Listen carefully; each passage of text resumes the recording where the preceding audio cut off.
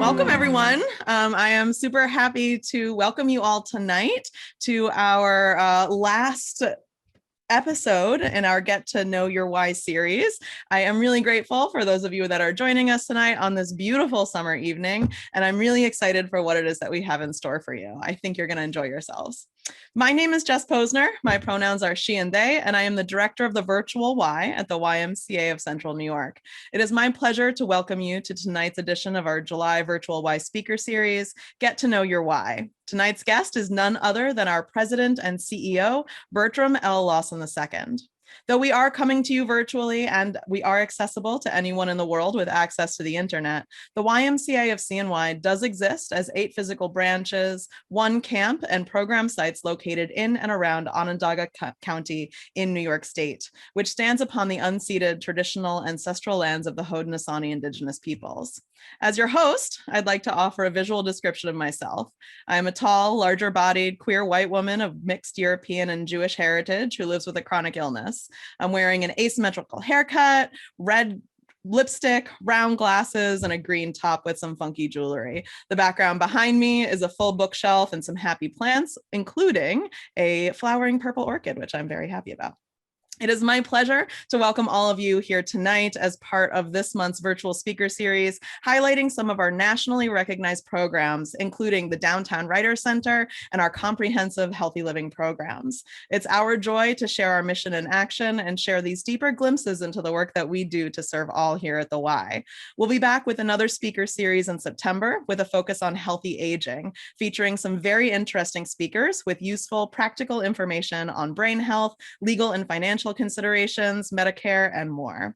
So without further ado, I would love to introduce Bertram L. Lawson II, the CEO and president of the YMCA of CNY to the YMCA of CNY Virtual Y. That's a lot of words, a lot of letters too. After his presentation, we will have a Q&A, so please do enter your questions into the chat at any time or at the end of the presentation, and I'll be sure to share them with Bertram at the appropriate time. I would like to offer you an introduction of our guest. Bertram L. Lawson II currently serves as the president and CEO for the YMCA of Central New York, headquartered here in Syracuse, New York. This $25 million association services 60,000 people in the city of Syracuse and Onondaga County via 8 branches, 1 campsite, and several program locations. He is the former chief operating officer for Mastery Charter Schools Network in Philadelphia and Camden, New Jersey, a $250 million nonprofit organization. In this role, he oversees all aspects of non-instructional school operations, school budgets, sports and extracurricular programming, and student enrollment for 24 campuses. Prior to this role, he was recruited by the Y in Central Maryland to serve as their senior vice president of operations, providing leadership to 3 health and wellness centers, 20 camping day and resident locations, youth development, 20 community schools and mentoring programs, all while supervising 2 vice presidents and a district executive director. He had responsibility for $15 million of the organization's budget and $4.6 million in direct ask and grant-based fundraising within this work portfolio. Under his leadership, the annual campaign program was reestablished, the Druid Hill Y rebounded financially, and he revamped the advisory board member development program. Bertram has had an impressive 22-year Y career, mostly in Philadelphia, with significant operational, membership, grant delivery, partnership, fundraising, and programming experience. In Philadelphia, he served as vice president of operations, supervising 9 executive level directors, 7 branches, leading the association's youth development, camping, and diversity and inclusion departments, with a responsibility for a budget portfolio exceeding $32 million, including fundraising campaigns exceeding $1.4 million annually. Under his leadership, the Diversity and Inclusion Department was established. 5 branches in the city of Philadelphia became financially sustainable, and a new innovative branch was launched to provide services in partnership with Project Home and Jefferson University Hospital. He has a bachelor's degree from Lincoln University and is currently working towards an MBA from Wilmington University. Bertram holds multiple YUSA certifications, including organizational leader. Bertram is a graduate of the YUSA's Multicultural Executive Development Institute and C-Suite, next level coaching programs. He has served on various boards, including the Thanksgiving, Leukemia and Lymphoma Society. He also served as national YMCA committees, including the Membership Task Force, Diversity of Inclusion Leadership Council, and Multicultural Advisory Committee. Bertram is the immediate past national chair for the YUSA's African American Employee Resource Network, and he is an active member of the Omega Psi Phi fraternity, which he initiated via Beta chapter in 1996. On a personal note, in addition to all of that, like really impressive career achievements, I'd like to add that since Bertram became the captain of our ship this February of 2021, I've come to really respect him as a luminous and grounded visionary, deeply committed to the work of bettering our culture and our community. I've learned so much from him in his leadership, his unflinching advocacy and allyship in the fight for social justice, and the incredible faith and energy he brings with him here to Syracuse. He recently shared one of his personal mottos, which is to give grace, something that I know we can all certainly use a little more of, especially in these trying times. So Bertram, I'm going to go ahead and spotlight you here. And without further ado, I turn over the virtual stage to you for the evening. Awesome. Good evening, everyone. Glad to be here with you all. We're going to have some fun. I know it's about history, and thanks, Jess, for that tremendous introduction. I know it's a mouthful of words to spit out, but I appreciate it. I also appreciate your feedback and opportunity to have some fun. My major or my degree is in history, secondary education, so this is true to me. So I try to make this as fun as possible. Hopefully you guys get a lot out of this and have some fun with trivia night. So we're going to go right to understanding the rules. Rules are going to be pretty simple. So please listen and watch the video that's provided. It's not that long, it's about an 8-minute video. Use the chat box to answer any questions. You have 10 seconds to answer a question. The biggest and most important thing is to just have fun. Today is not about winning any prizes. It's about information. So if anyone asks what prize I'm going to win, the prize that you win is more knowledge about the YMCA and what we do well and what our foundation is and how the YMCA has been a true impactful organization from its existence to today and what we look forward to doing beyond 2021. So without further ado, we're going to jump into this video. Again, it's 8 minutes, so take a little bit of time to review it, but it should be a lot of fun. For 150 years, YMCAs across this country have been dedicated to building strong kids, strong families, and strong communities. YMCAs are the nation's largest provider of child and after-school care. They teach more kids how to swim than any other organization, and more kids are served by the YMCA than any other charitable organization. YMCAs, what charitable community organization has had such a tremendous impact on the lives of so many? Did you know that the YMCA invented basketball, volleyball, and racquetball? Physical fitness as we know it today started at the YMCA. Basketball, the most popular indoor sport in the world. The YMCA invented basketball. Challenged to create an indoor game to occupy young men during a Massachusetts winter, YMCA instructor James Naismith took a ball and 2 peach baskets and in 1891 assumed a place in international sports history. In the first professional football game, a YMCA team took the field. And modern camping started at the YMCA. The first African-American organization in America was a YMCA. Father's Day, it got its start at a YMCA. So did the Boy Scouts. And the Toastmasters and Gideon's International all took their existence from the YMCA. And many American fighting men today owe their lives to swimming lessons once received at a YMCA. A Y built the first indoor pool and the first filtered pool, making indoor swimming safe. You know that the YMCA has taught millions to swim. But did you know that YMCAs are the largest providers of child care in America? More than 1 out of 3 Americans have had their lives touched by the YMCA. The YMCA's in 10,000 communities nationwide. Older Americans maintaining their health, finding new friends, new challenges, offering their time. It's just so important that this YB here in this community. In fact, I can't already imagine living someplace else without a facility like this. Children playing, happy, involved, finding role models, Knees bent, fingertips ready to roll. learning values and life skills, building character, Good job. building a better America.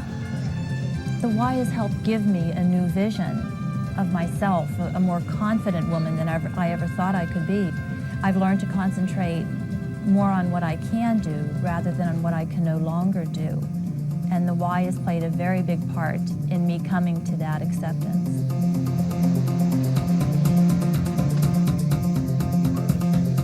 These are a few of the many faces of the more than 2,200 independent associations and branches that make up the nation's largest nonprofit community service organization. Volunteer-founded and volunteer-led, the YMCAs, our YMCAs, part of a movement serving 30 million people in 130 countries. In the United States, in large urban centers and small rural towns, nearly 17 million members, including 8.5 million children, mobilizing more than 500,000 volunteers and raising nearly $600 million annually for programs, subsidies, and scholarships. Last year, YMCAs provided financial assistance to 1 of every 5 children in childcare, better enabling their 700,000 parents to go to work. The support I got from the YMCA was the warm, comforting that we knew our children were going to be okay.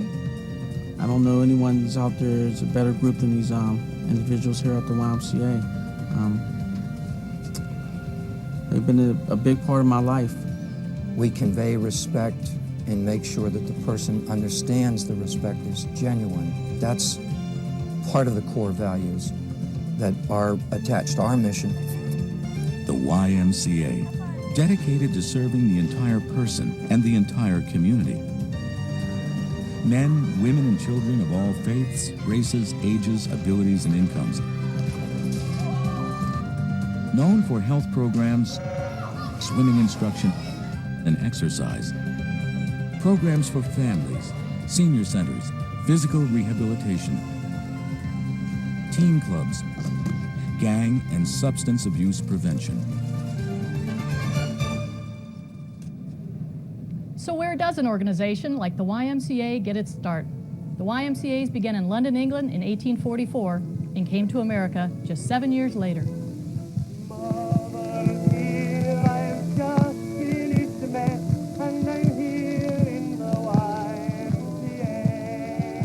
From the streets of Montreal and Boston, YMCAs have now grown to some 10,000 communities in every state and virtually every city in America. The YMCA cared for soldiers and prisoners of war in the American Civil War and World War I. During World War II, the YMCA brought entertainment to American troops when it helped to launch today's USO. Y staffers conducted YMCA programs for Japanese Americans held in U.S. internment camps. Everything was stripped of us. Our name, our possessions, everything dear to us. So we just got the volunteers together and said, look, we were white people, and that's what we talk about. The YMCA, let's do something here. I thought there's power in the mission of the YMCA. It doesn't need a building. It doesn't need a staff. Just do it.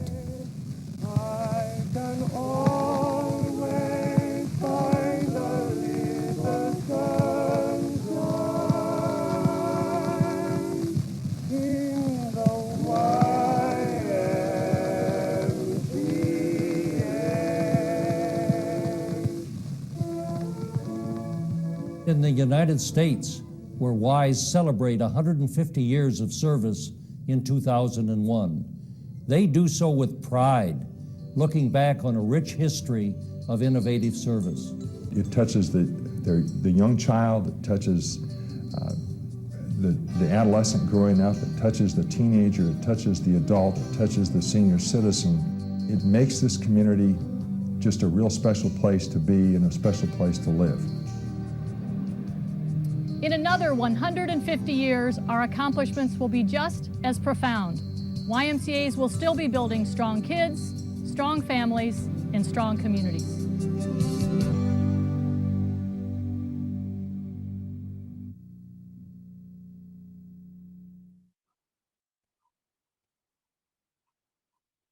All right. So now we're going to have some trivia questions. Now, that information that you saw is a little outdated. It goes back to about 20 years ago, the last time the YMCA had a video of that magnitude. And here's two things just to throw out there. They talked about 150 years of celebration of the YMCA back in 2001.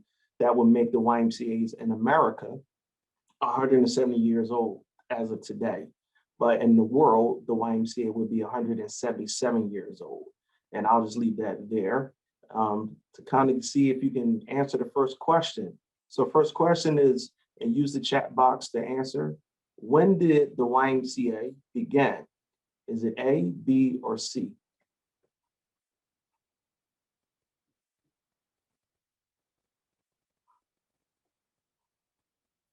All right, Amy.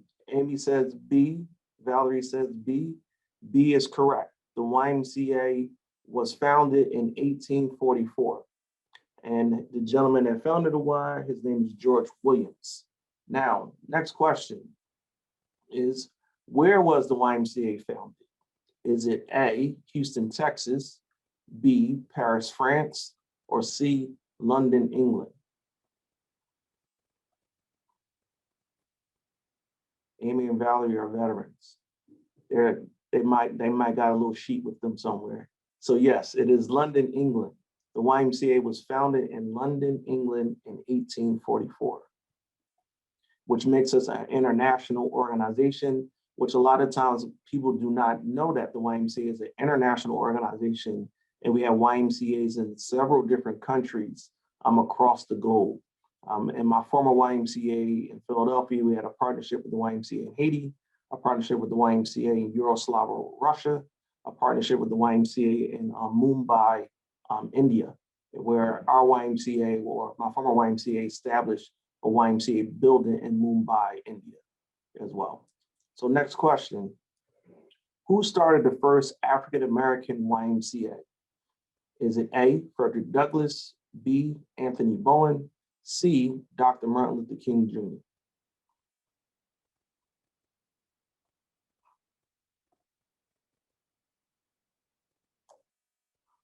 Mr. Markowski is correct. It's B, Anthony Bowen. Anthony Bowen started the first African-American YMCA in 1853, which is only 2 years after the YMCA was started in America.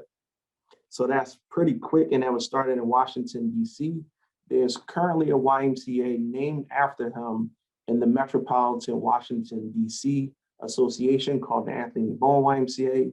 It is a beautiful facility. It's not the original Y, but it's a very beautiful facility. And if you have an opportunity to be in the DC location, you should take a look at that because it's tremendous. And Mr. Bowen at the time was a freed slave. So he was not in enslavement when he helped to find the first African-American YMCA. And being African-American myself, he is part of the reason that there's numerous African-Americans that work for the YMCA and also attend YMCAs. All right, who is the oldest YMCA in the United States and where is it? Is it A, Boston, B, Philadelphia, C, New York City?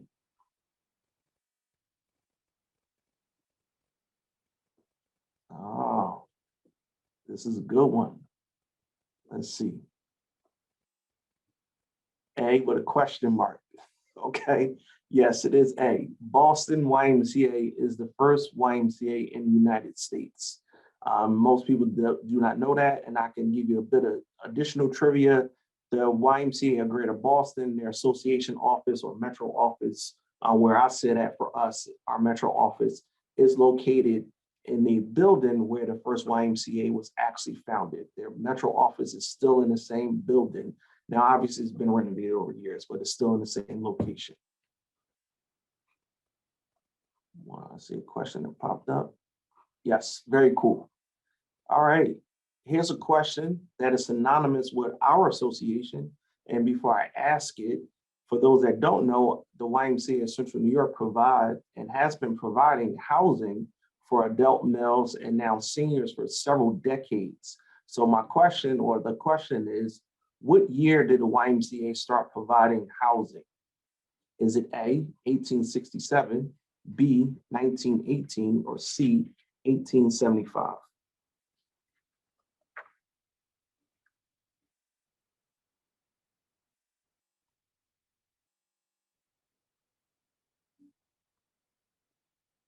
All right, let's see what we got.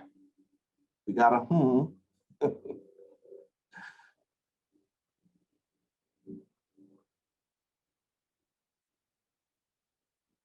Got one, going twice, 3 times, 4 times, 5 times, 6 times, 7 times, 8 times, 9 times. All right, I'll give you the answer. The YMCA started providing housing in 1867. The first YMCA to do so was in Chicago. It was called the Chicago Freewell Hall. It's the first YMCA dormitory founded in 1867, and between 1922 and 1940, YMCA accommodations grew from approximately 55,000 rooms to 100,000 rooms, more than any hotel chain at that time. And some prominent people that you would be familiar with that have stayed in YMCA residence would be journalist Andy Rooney, Dan Rather, Black leaders, Martin Luther King Jr., and Malcolm X, novelist, U.S. Ambassador Andrew Young. U.S. Ambassador Andrew Young. So some very popular people or people that have made some tremendous impact on the world have been YMCA residents at some point in time in their life. All right, next question. Where was Father's Day invented? Is it A, Spokane, that would be Spokane, Washington, 1910, San Francisco, California, 1975, or Chicago, Illinois, YMCA, 1776? Yes, it is A. Thanks, Amy and Bob. A. Spokane, Washington. So some people would not have known that the YMCA is synonymous with fathers being celebrated across the country. A young woman brought the initiative to the YMCA. She was in her teenage years. She was being raised by her single parent father because her mother had passed away, and she wanted to honor her father. And then from that standpoint, Father's Day became synonymous with the Y, but it did not become a national celebrated holiday until 1972 when President Nixon initiated it as a national holiday. Told you I'm a little bit of a nerd when it comes to history. Next question. What other sports did the YMCA invent? A, volleyball and racquetball, B, football and baseball, or C, none of the above? All right, Valerie. Yes, it is A, volleyball and racquetball. Volleyball was created in Holyoke, Massachusetts at the YMCA. I happen to have worked for a CEO who started his career as executive director of that Holyoke YMCA. So I learned a whole lot about volleyball and the fact that it was founded at the YMCA that he worked for. And here's a little bit about the background of volleyball. A gentleman named William Morgan invented the sport in the 1890s. It was to kind of combat basketball because basketball wasn't for everyone. He blended basketball, tennis, and handball and created the invention was called Mintonite. That's what it was called first, Mintonite. And then in 1896, At the International YMCA Training School in Springfield, Massachusetts, they changed the name to volleyball. And now today, a little more than 40-something million Americans play volleyball, and it's an Olympic sport. And I happened to be watching it as the U.S. women's team was beat the China team the other night in volleyball in the Olympics. All right. Next question. The YMCA invented swim lessons. True or false?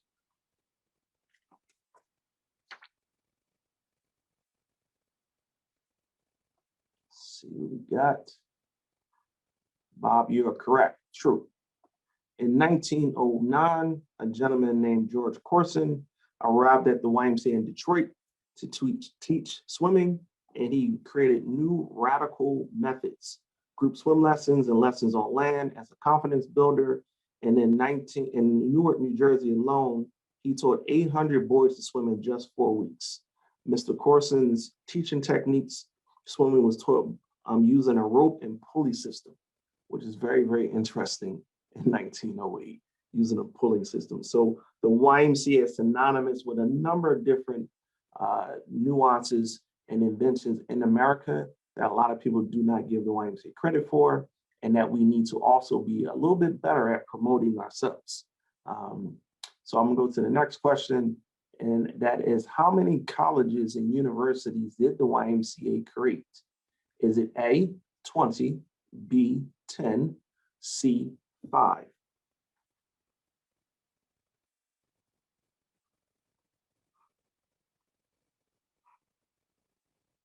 Mr. Markowski, you know a whole lot. It is 20. So the YMCA has been synonymous with the creation of 20 different higher education, university, and college systems in America. Some of those are still in existence today. I'll give you two. The Northeastern University. So Northeastern University in Boston. And the crazy thing is too, so you have the Boston Association is the first YMCA in America. The Northeastern University was a creation of the Boston YMCA. Now they still share a building, and then the Northeast University campus is close to that YMCA headquarters, but they still share a building. I don't remember exactly what courses are still ran at that particular building, but they still share a building. So Northeastern is an undergraduate and also has a law school as well. So crazy way that the YMCA's played that. And then you have Springfield College in Springfield, Massachusetts, which is synonymous with the YMCA as well. And we still classify that as YMCA school. All right. Next slide. All right. What year was racial discrimination banned at all YMCAs? Would it be A, 1854, B, 1925, C, 1967?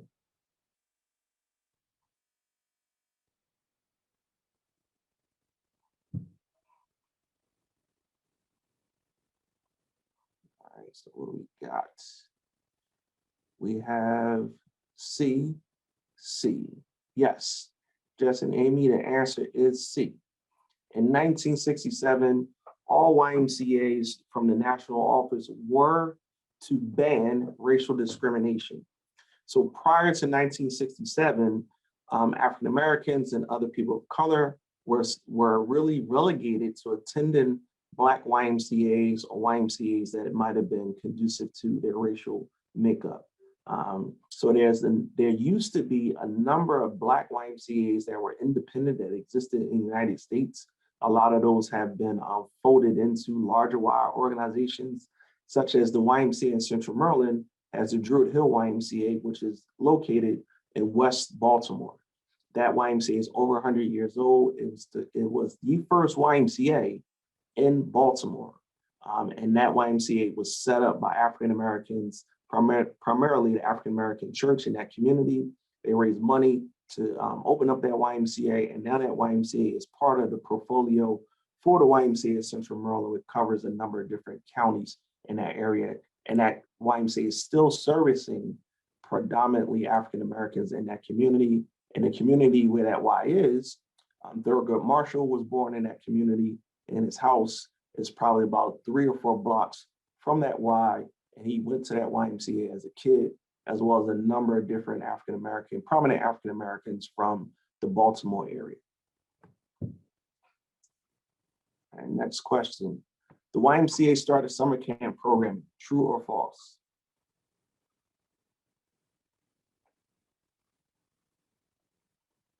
Let's see what we got. Yes, true. So the YMCA started summer camp programming going back to the 1855. So the YMCA, I'm sorry, 1885. So the YMCA's first camp was called Camp Dudley. It is the first American-known summer camp program in the United States, and it is located in our state of New York. Orange Lake, New York is where it is, Camp Dudley, and it is still in operation. So that YMCA was opened up in 1885 and launched the YMCA's connection to camping. That will be day camp as well as residence camp. So anyone that asks you that question, where did camping come from, you must say the YMCA. Here's my last question, but I have some other tidbits to provide after this last question. Is which FLOTUS, that will be First Lady of the United States, launched her initiative, Let's Move, at the YMCA? A, Eleanor Roosevelt, B, Nancy Reagan, C, Michelle Obama. Got 4 people to answer this one. C, got it, yes. C is absolutely correct. Michelle Obama in 2010 used the YMCA as her venue to launch her initiative, her First Lady initiative. And that initiative, as we have been spoken about, was called Let's Move. It was focused on preventing chronic disease and supporting children in a fight against childhood obesity. So before I go to questions, I want to just state or put it out there that there's a whole lot more facts, and I was just trying to manage time to make sure I didn't go over time and give people opportunity to have a bit of dialogue. But there's so many facts and so many things that the YMCA has done from its existence or its inception in 1844 in London to its beginnings here in the United States in 1851 that unfortunately goes unknown.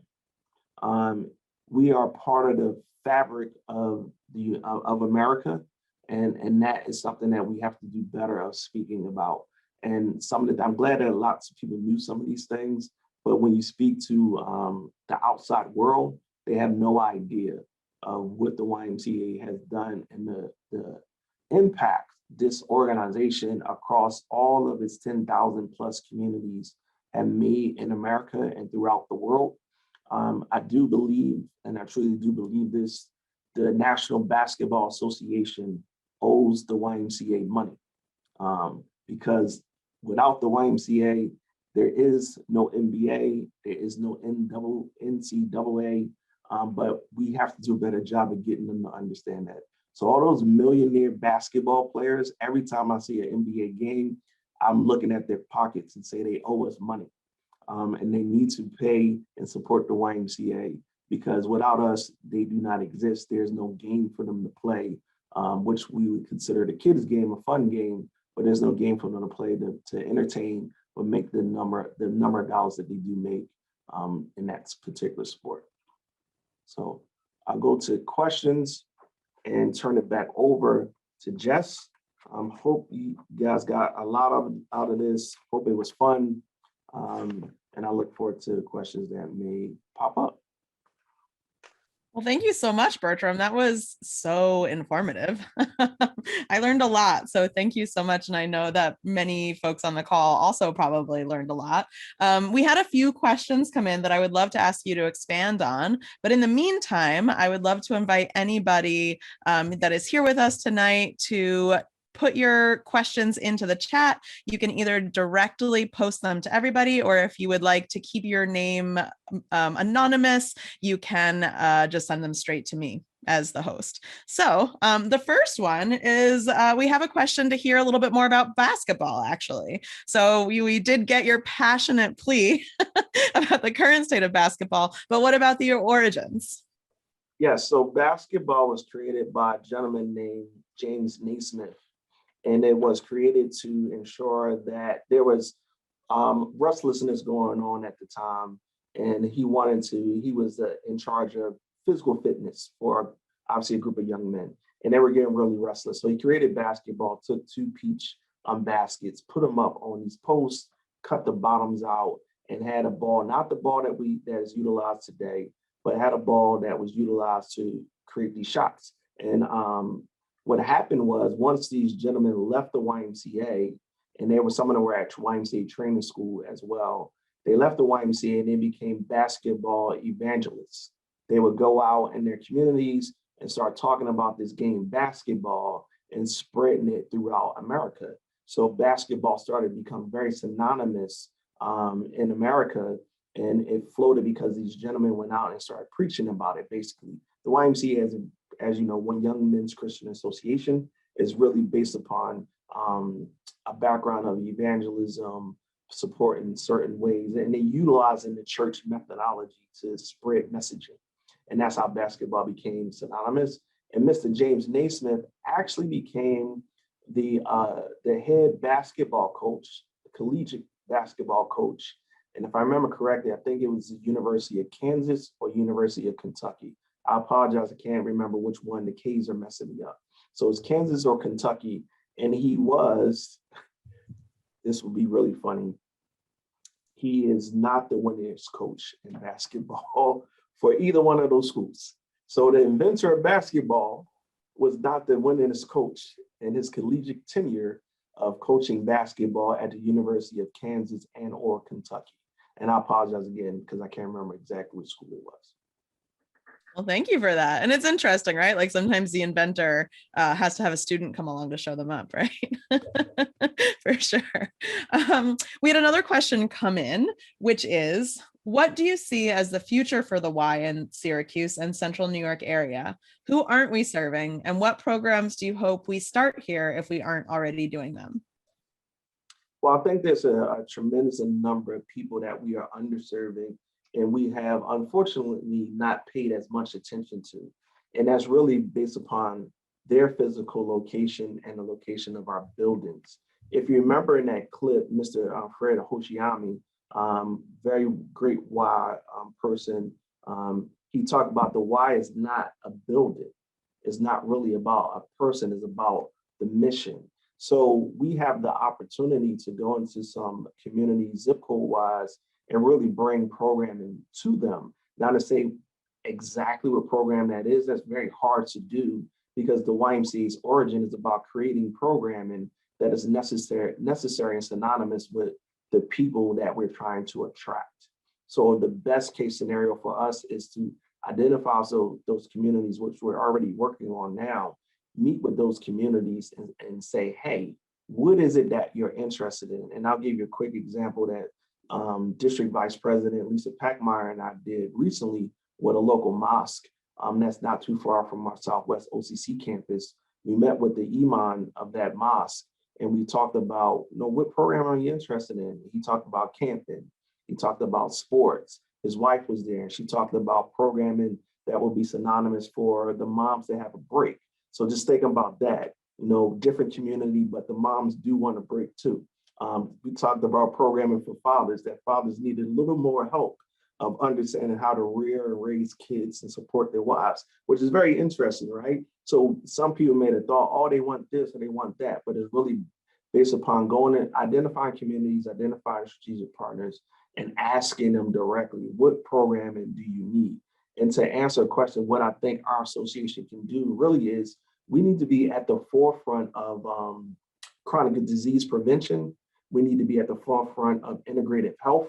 We need to be at the forefront of those pillars that we have of youth development, social responsibility, healthy living, and really assess what programs and services come out of that we can be we can support and do, and those that we need to partner with others to bring forward.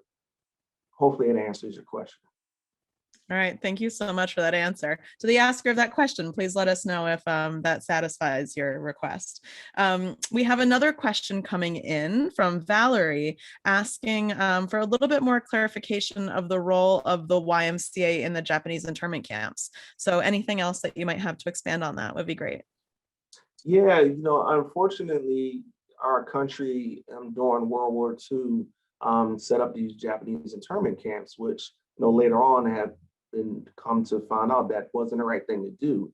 The YMCA's role was from a social responsibility standpoint, which is synonymous with the Y today, but also was synonymous back then.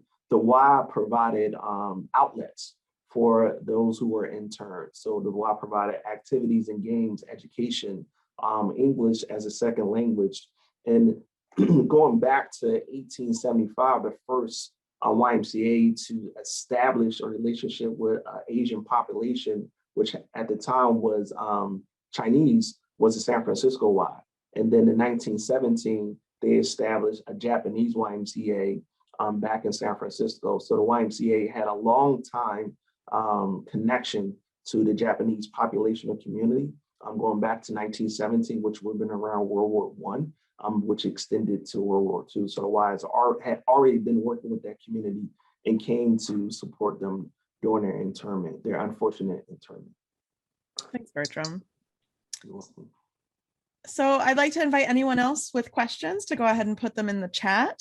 I do have a question for you, Bertram, which is that you mentioned that one of the sort of like foundations of the Y was evangelism and spreading a message. What message do you think the Y should and is spreading in the 21st century? I think the thing that over the last, it will be probably the last 5 years, the Y has been grappling with utilizing this platform to speak out against social injustice, racial as well as gender and sexual discrimination. The YMCA is starting nationally to get very, very comfortable with those spaces. And going back to the Y's origin, it spoke out against Japanese internment. It spoke out against civil rights discrimination. It spoke out against slavery at the time. It even spoke out against somewhat to the Vietnam War. So the YMCA has a history of doing this, but today it's gotten a lot more comfortable. We still have a ways to go organizationally wide and particular associations regionally to really speak out against those things and uplift marginalized groups of people. We are for all. We're supposed to be for all. And that includes everyone. And we need to do better at ensuring that the marginalized, as well as those who are a little more privileged, feel like the YMCA is a place for them, and that no one is turned away because of their viewpoints or their lack thereof the ability to pay. Thanks so much, Bertram. You're welcome. Well, it seems as though that is the end of our questions for the evening. So as I do with all of our guests, I would love to ask you if there are any final closing thoughts or words that you'd like to leave us with in closing. Well, I would hope that now that people have this bit of basic YMCA history, when you're talking with people, just throw it out there. It might be a little nerdy, which is okay. Being a nerd is cool. To me, I think it's cool. So just throwing it out there so people understand the true impact and some of the things that they take for granted that the YMCA has been part of, either moving forward, initiating, or creating. I think that is truly the foundation of this organization and what we need to uplift. And just tell your own Y story. I would love for people to tell their own Y story and let people understand why you're a part of the Y, why you support the Y, why you come join the Y. Well, thank you so much, Bertram. It's been such a gift to have this time with you, to glean from your wisdom and your passion for history, and specifically Y history, and also your passion for the role that the Y can continue to play within our communities, our country, and the larger global landscape. It is really inspirational to hear from you, and I'm so grateful that we were able to share this time. I'd also love to thank everybody that logged on tonight for playing along to this fun game. And for giving us your participation and your presence and your membership in the community that we all form here together. So I, without further ado, just want to say thank you again to everybody. Have a beautiful evening. Please do, if you are interested in sharing your Y story, feel free to reach out to me. You can reach out to me at virtual@ymcacny.org, and I'll put you in touch with the right people to make sure that your voices and your stories are heard as part of our history. So good night, everybody. Thank you so much.